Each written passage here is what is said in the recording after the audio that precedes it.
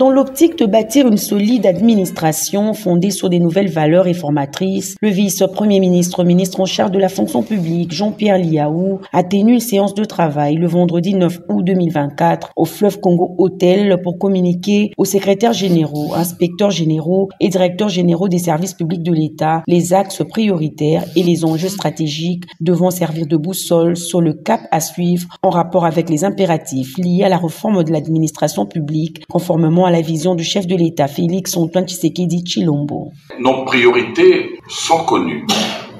Premièrement, la maîtrise des effectifs. Après, il y a la poursuite de la fixation des nouveaux cadres et structures organiques de l'administration publique. La réforme de la politique salariale n'est plus une option. Elle est devenue un impératif, une obligation. Celle qui est en place, vous le savez, plus que quiconque a démontré ses limites. Motivé à armer moralement ces hauts fonctionnaires d'outils stratégiques indispensables à la bonne gestion des ressources humaines de l'État, le vice-premier ministre, ministre de la fonction publique, Jean-Pierre Liaou, a martelé sur les axes clés de la réforme et actions qui devront être menées pour rendre effective l'amélioration de la qualité de services rendus aux usagers.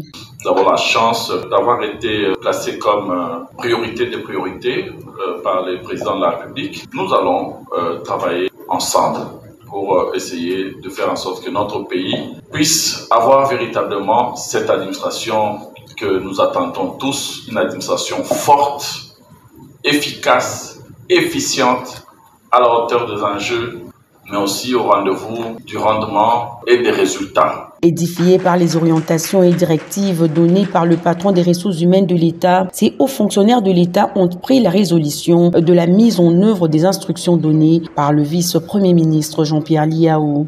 Les messages étaient captés à 5 sur 5.